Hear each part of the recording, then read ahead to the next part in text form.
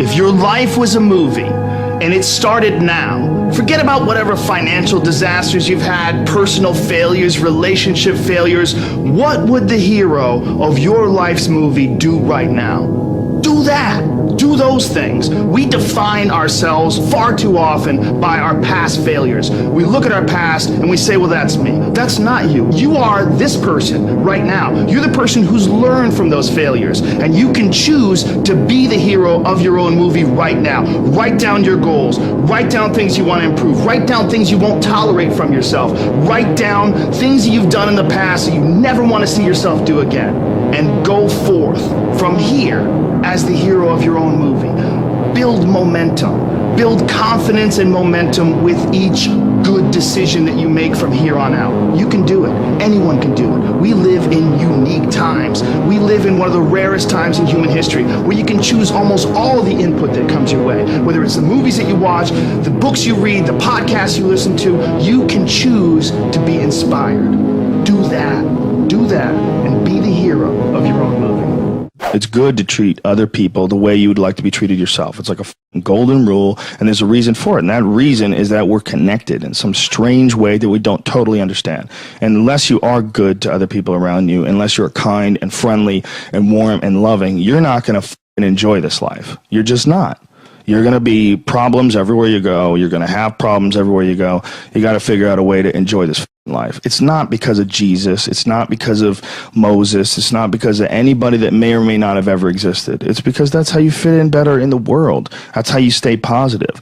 And it doesn't have to be some that was written 5,000 years ago on animal skins. That doesn't have to be the golden rule because it's old. You know, that's dumb.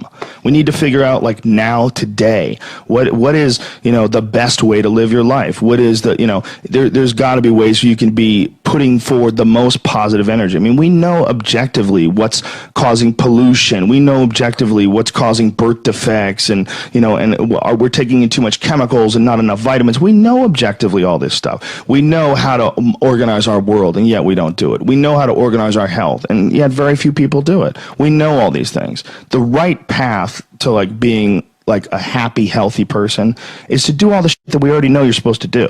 Take care of your body. Take care of your health. Take care of your mind, your stress. Meditate, be kind to people. We all know that. I mean, you ask anybody, they know how to get by and to be the most evolved version of you that you can be. I mean, it's not like a magical checklist. If you talk to people about it, you said, okay, here you got a person, you want to improve them. What are the things that you're going to do to them? Okay, well, if I was a life coach, the first thing I would say is this guy's got to get on a diet that makes him healthy. I don't mean a diet just to lose weight. I mean just healthy foods in your body. Many vegetables. Vegetables, a lot of good quality protein, a lot of water. Stop the sodas. Stop the bullshit. Start working out your body and get a better sense of, like, how this machine feels when it's moving, it's flowing better, there's less tension in it, your mind feels like relaxed, and you enjoy every single moment of the day better. Step one, everybody knows that step, right? What's step two? Be cool to people. Be nice to as many people as you can. Smile at as many people as you can. Have them smile back at you. Tip well when you go to restaurants. Just do the most you can. Be as nice as you can, you know, and just still manage to not have people walk all over you. Just get through this life as nice as you can. What else? Do what you want to do with your life, right? Don't go be doing something you don't enjoy. Don't do something don't get locked into, you know, a car that you can't afford and doing something crazy because you need the money. Don't do that. Do what you want to do. Do what the f is it that you really want to do? Because if someone else is doing it, you can do it, you know? I mean, everybody makes their own path through this world, but a lot of people don't follow the path that they really feel pulled to. You know, just for whatever reason, they got negative programming. You know, when they were kids, someone told them they couldn't do it, or told them to take the shortcut, or take the shore route. That's a sad thing, man, when you talk to dudes, especially like talented dudes, and they don't follow up with what they want to do, you know?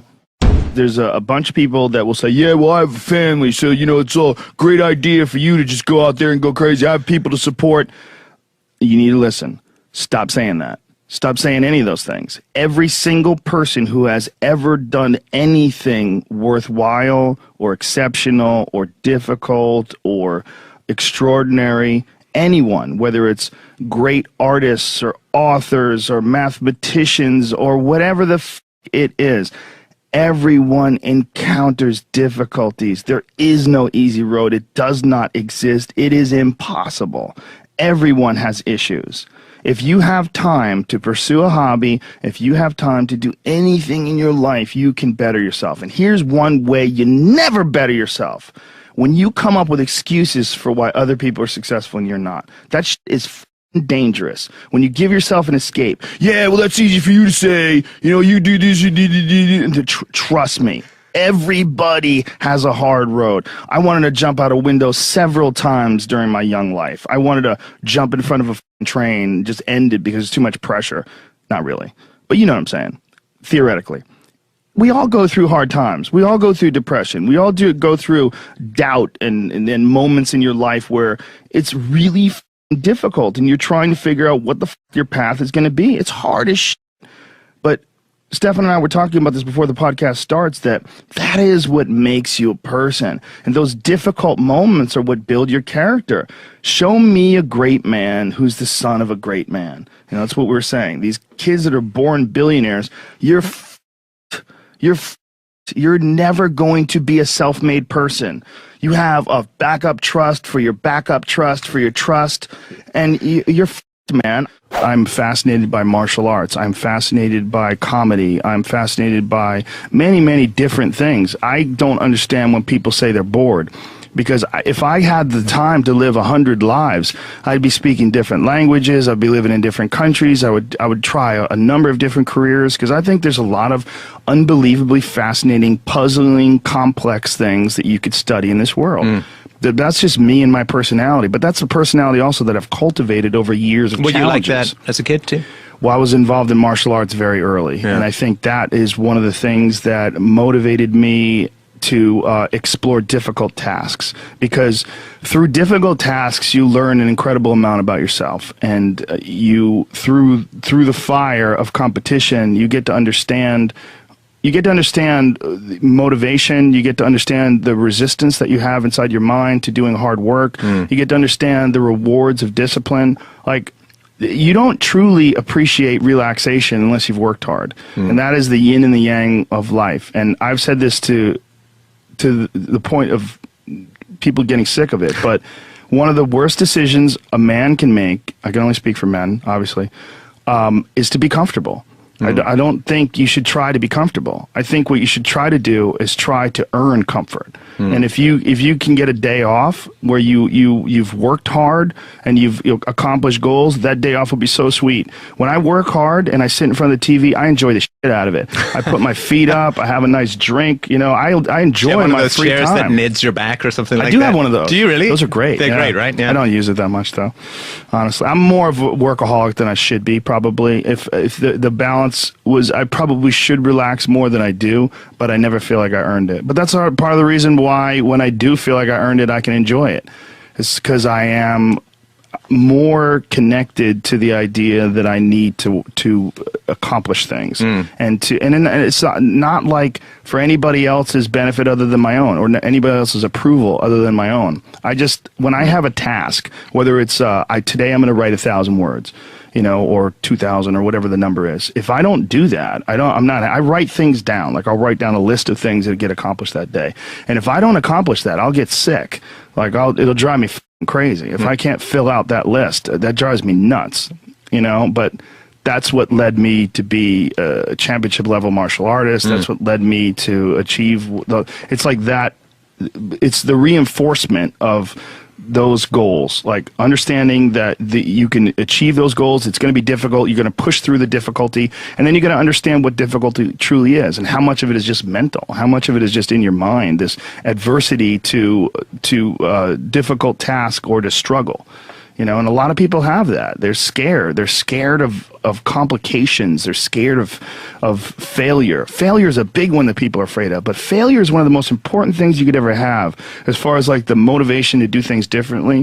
One of the reasons why I think that I'm good at friendships and relationships is because I've failed at them in the past. One of the things that I'm good at comedy is because I bombed on stage. One of the reasons why I'm good at work is because I've been a worker in the past, and I know the feeling of failure, the feeling of shame, of being like a weak non-motivated, lazy person. That's a weak feeling. It's you don't respect yourself. You know, and I have this phrase that I use all the time to people to try to motivate people. I say that be the hero in your own movie. Pretend that if your life was a movie and your life started now, what would the hero do? What would the person that you respect do? What would the person that you admire, a person that inspires you, what would they do? Well, do that and if you do that, you slowly build momentum. You like, today I did what I wanted to do. Today I started a class in yoga. I did this. I did all these things that I was saying I wasn't going to do, and now I feel momentum. And momentum is a very important point in people's lives. That's why some folks don't like to take days off, because they feel like they're losing momentum, and they sort of have to restart the wheel up again after a vacation. You know, and there's a lot of folks that live life on a cushy cloud of marshmallows and bullshit, and then one day something goes wrong. And I mean, that's why spoiled kids are so sad. Like a spoiled young boy is one of the saddest things ever. A young boy that becomes a man and can't take care of himself, and his dad has to keep on rescuing him. His dad has to keep on bailing him out of situations and giving him money. I've met guys like that, and that is a crippling affliction when they don't have the character themselves to be able to get by in life. They constantly need someone to help them and bail them out. Even as a grown man, I've met guys in their 40s that still need help from their parents.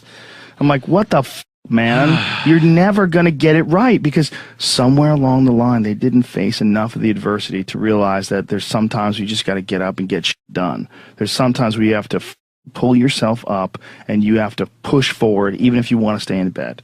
And if you don't do that, and you just keep calling on your daddy, and your daddy keeps rescuing you, you never develop those tools. You never develop that ability to recognize what you're doing wrong with your life. Because you're soft, you got a cushiony, you got a safety net for your safety net. If you had a kid, obviously you do have a kid, but say if you had like a 20-year-old and he's just a doper, where he wake and bakes and doesn't get anything done, he's just always like hanging out with his friends and playing video games, and he's just a loser. Yeah. I wish there was a way you could show someone like that, like, I know that you're getting some comfort and satisfaction out of just laying around, doing nothing, eating, getting fat, but your life would feel better and richer if you had a goal, you chase that goal, you accomplish some things, and you would get this boost of confidence, you'd get this boost of self-esteem, like whatever it is that you're into doing. Maybe you're into drawing comic books, maybe you're into making pottery or sculptures, but find whatever the f that is and pursue that instead of doing nothing. Like the people that are doing nothing, those are the real people. I mean, look, doing something might be as simple as like that Alex Honnold guy.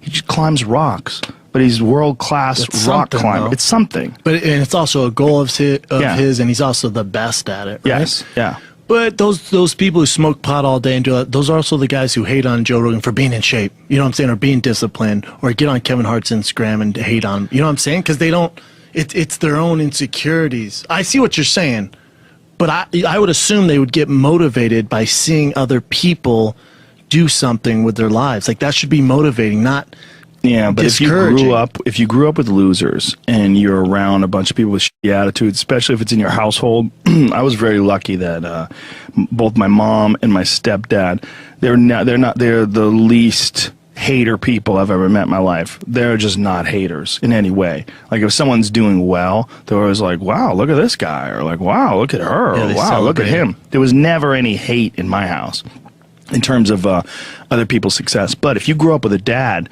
and your dad's like, yeah, all these rich assholes, this he thinks she's a badass, and this, you know, there's people that look at other people's success, and instead of saying, wow, that guy did a lot of work, like the way I'm a successful person, but the way I look at Kevin Hart, he exhausts me. You know, or The Rock, those guys exhaust me. I'm like, Jesus Christ, like I feel lazy next to those guys. Like they do so much. Like those guys are so overbearingly ambitious, you know. But some people, they see that and they compare themselves and they don't like it, so they get started getting really shitty. And it's like a natural feeling to try to chip away at that person. And the worst people that you know are the people that don't have a good self-judge, that everything they do is awesome. Those never grow anywhere. Right. I mean, that's a huge issue with comedy. When you run into people that have terrible comedy sets but think they did great. Like we would always, Greg Fitzsimmons and I would always talk about that with like open micers. Like there's people that hear phantom laughs, like they think they're doing great, and they have this delusional self-opinion where everything they do is awesome, and they don't know why they're not successful already. They don't know why they're not famous. And those people, I believe, I mean, in some sort of a weird narcissistic way, you could look at it this way, that those people are there to teach you. This is the consequences of not feeling that awful feeling when you fail. I was talking to Burr a couple weeks ago. He did a set at the Comedy Store, and I saw part of it. It was he was killing. And then I ran into him in the hallway, and I go, "Oh man, main room show was great, right?" And he goes, "Yeah, I f***ed up at the end though. I tried to hang in there too long, and the last bit bombed."